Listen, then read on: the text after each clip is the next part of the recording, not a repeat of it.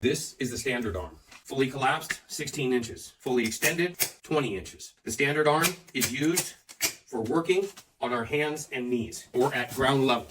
Here's how it works. We engage, you can lock out, or you don't have to lock out.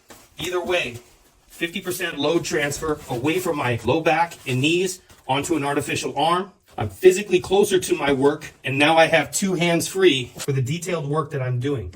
I'm not under stress, and yet I am able to maintain an otherwise impossible position. This is the backup standard arm for hands and knee work.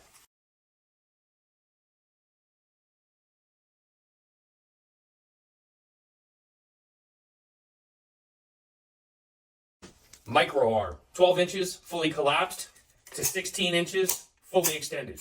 Designed for subterranean work below, also designed for females who wear the device lower on their abdomen.